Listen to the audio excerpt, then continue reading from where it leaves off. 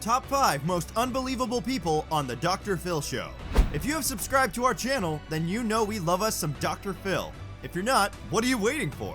The show hosts some of the most ridiculous, crazy people we could binge watch all day. That aside, let's show you the most unbelievable people to ever set foot on Dr. Phil. Right before we begin, are you subscribed to our channel? If you're not, you're wasting a lifetime opportunity of the best entertainment. Watch till the end for the best on the list. Number 5. In Love with Bad Boys. Did you know that there are dating sites that connect prisoners to women? Well, there are a bunch of them, and some women love the men there. Alex happens to be one of them. She said she loves dating bad boys. She loves the Southern Hispanic, tatted up, bald-headed gang members. The type that you probably won't be so comfortable bringing home to your parents. It's their looks, their personalities, and the rules that they follow that turn her on. At the moment, she is dating 7 different men who have been incarcerated. Yes, you heard it right. Not 1, not 2, but 7 men.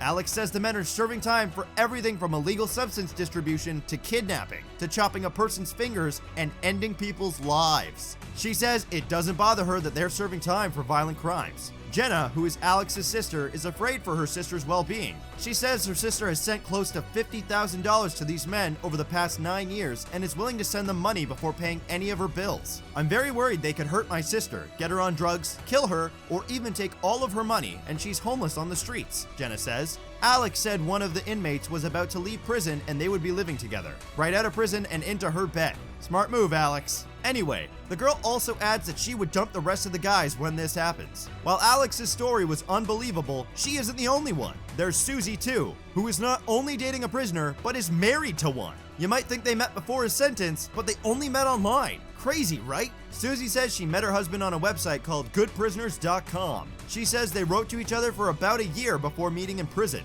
I knew that I loved him from the very first time I met him, Susie says. Steven and I got married in a prison visiting room. We even got to dance, and it was really special. Steven is currently serving a 43-year sentence for first-degree assault and is scheduled to be released in 12 years when he is 58 years old. Susie says although it is her dream to have children and be a mother, they have decided to wait. I do sometimes dream of having more of a conventional marriage, Susie says. I hope to one day have that with Steven when he gets out of prison. Susie's mom, Penny, says she was shocked to learn that Susie had married Steven 5 years ago, and she does not approve of the union. I've met Steven in prison, and he seemed nice, but he also seemed like he was telling me everything I wanted to hear. I feel like Steven was manipulating me, Penny says. Steven has the personality of a violent man. He goes into rages on the phone, and Steven sometimes goes months without calling or getting in touch with her because he's just giving her the silent treatment.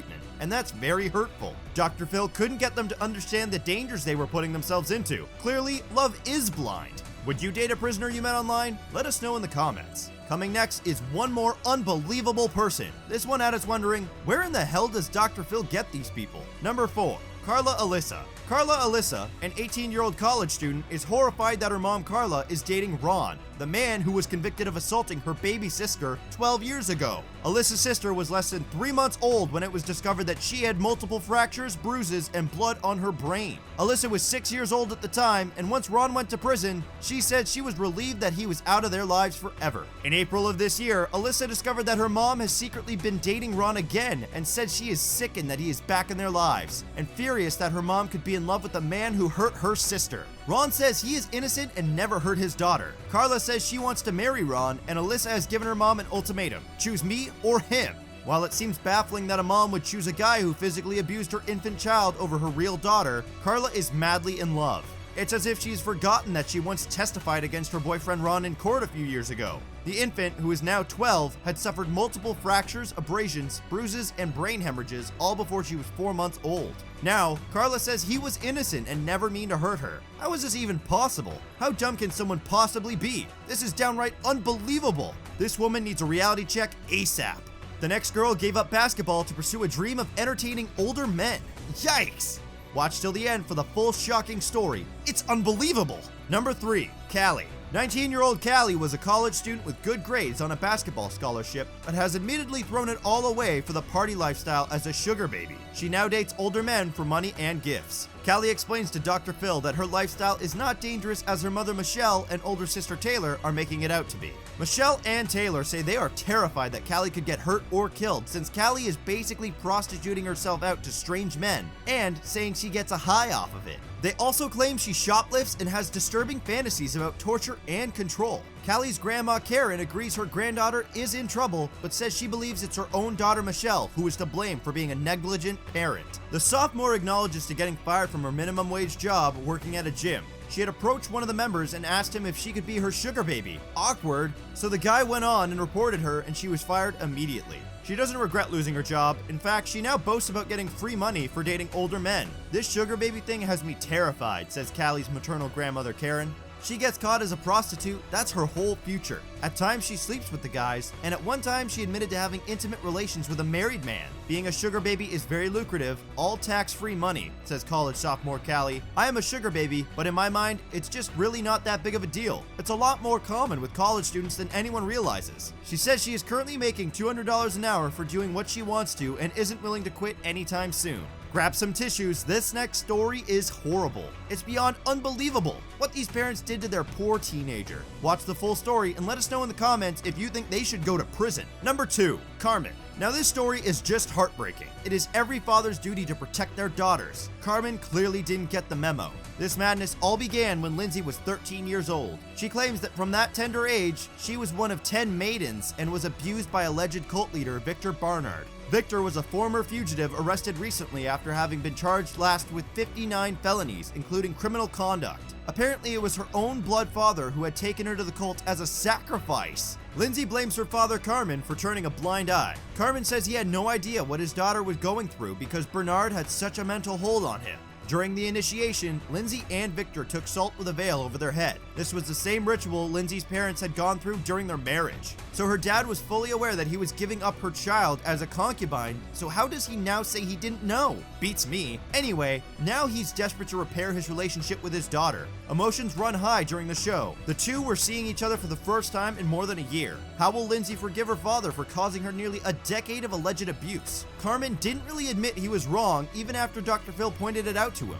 He just said he trusted the wrong man. Really? So you leave your daughter with an adult for years and don't take the blame for it? Really? Someone slap this man back to reality real quick. We often create scenarios in our own head as we go on with our daily lives, which is quite normal. But sometimes humans can go too far. Remember the lady who was convinced terrorists were after her to only find out that the only problem in her house was mold, which was growing on her roof? If you watch our videos religiously, then you know what I'm talking about. If not, go and look for the shocking video. Now, the next story is quite similar. It shows you just how insane human beings can be at times. Number 1, imaginary hacker. For the past 5 years, all my devices have been hacked, says Stacy. Stacy and her husband are 100% certain their devices have been hacked for the past 5 years. They believe there is a serial hacker who has invaded their lives. So far, she has purchased 12 cell phones, 5 computers, 3 tablets, and 7 modems. In addition to this, she has moved homes 4 times in just 5 years. The hacker is responsible for changing their social media and email passwords, burning 5 routers, making the smart TV take pictures of her, controlling her phone to make hundreds of unauthorized calls, and turning on their microwave.